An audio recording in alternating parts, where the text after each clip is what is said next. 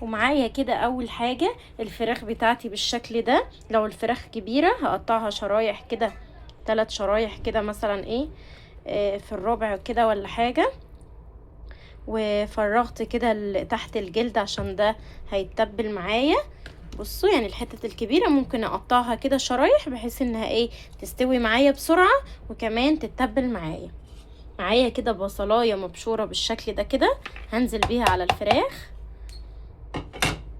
وكمان فلفل اسود، رشة فلفل اسود كده، وكمان رشة ملح،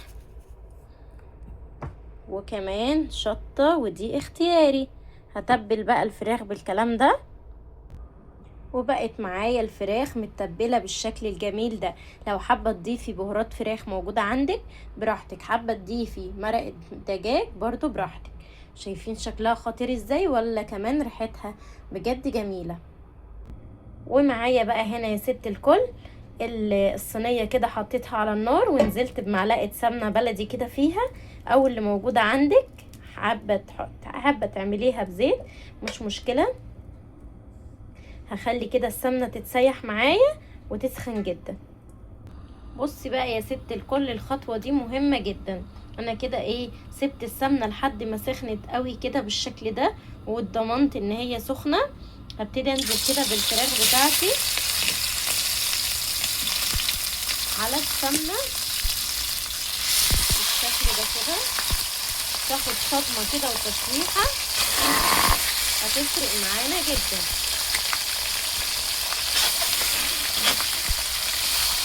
انزل كده كل الفراخ اللي معايا بالشكل ده.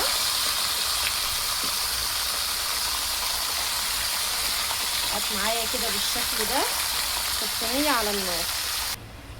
بصوا انا هنا حطيت كل كمية الفراخ اللي معايا بالشكل ده، وهسيبها كده تاخد تشويحة وهبتدي اقلب فيها تاني. بصوا معايا كده ابتدت تاخد تشويحة ازاي. بصوا بجد بجد خطيرة، ولا ريحتها مش قادرة اقول لكم ريحتها عاملة ازاي وهي بتتشوح بالشكل ده كده. بصوا الجمال، بصوا الجمال، ابتدت تاخد تشويحة جميلة كده ولون ذهبي كده جميل. بصوا هبتدي افضل برضو اشوح فيها بالشكل ده كده. انا معايا كده الفراخ ابتدت تاخد نص تشويحة زي ما انتم شايفين كده بالشكل ده. هبتدي اطلعها. بصوا واخدة تشويحة ازاي. الخطوة دي هتفرق جدا في السوا وهتفرق جدا في الطعم وهتبقى تكتل حلوة. هطلعها معايا كده. بصوا هطلعها من السمنة بالشكل ده. بصوا بقى التكة دي هتودي حرفيا الفراخ في حتة تانية. بصوا نص معلقة صغيرة كده من السكر وهنزل بيه على السمنة وهقلبه كده كويس جدا مكان تحمير الفراخ والتشويحة لحد ايه ما اتأكد ان السكر داب معايا. ماشي. معايا كده بصل مقطع جوليان كده بالشكل ده او شرايح زي ما تحبوا.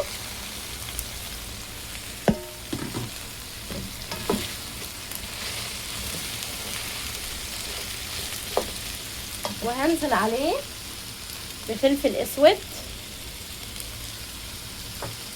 وكمان ملح. عندك بهارات فراخ حطي زي ما تحبي. وهقلب كل الكلام ده كده كده. انا كرملت البصل بتاعي وبقى بالشكل ده كده. وهكمل تشويح في البصل. بصوا كده لو لقيتوا كمية السمنة بقت قليلة كده في البصل ممكن تزودوا سمنة او زيت زي ما تحبوا، سمنة او زيت زي ما تحبوا، بس مش كتير عشان انا هكمل سوا بالفراخ وهتنزل دهون منها تاني. كده بفلفل الوان او فلفل اخضر زي ما انتوا حابين على البصل. لو بتحبوا الحاجة كده سبايسي ممكن تحطوا قرن شطة كمان معاهم. وهقلب كل الكلام ده تاني.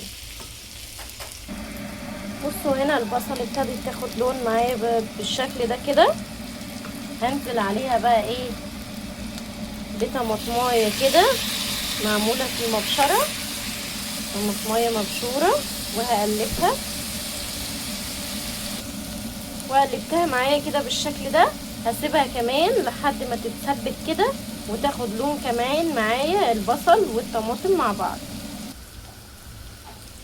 بصوا كده الخطوه دي مهمه جدا. شايفين شكل البصل كده؟ رصيت الفراخ معايا بالشكل ده. ادهنها كده صلصه او كاتشب زي ما تحبوا من على الوش بس بالشكل ده كده عشان تاخد لون معايا. بصوا كده حطيت عليها صلصه كده، يفضل كاتشب اللي موجود عندك من على الوش بس كده. وكمان ميه كده بتغلي وهحط كوبايه بالظبط عليها.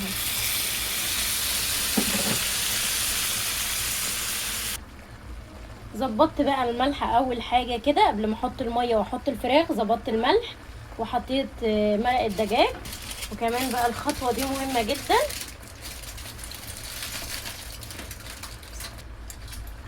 ومعايا بقى ورق فويل كده وهغطي الصينيه بتاعتي بالشكل ده كده، وهدخلها بقى كده الفرن لحد ما تاخد لون. وبعد كده هشيل الورق الفويل ده اخليها تحت الشوايه لحد ما تاخد لون، وبعد كده ارجع لكم ونقول ايه الطريقه. بصوا يا جماعه، بصوا الفراخ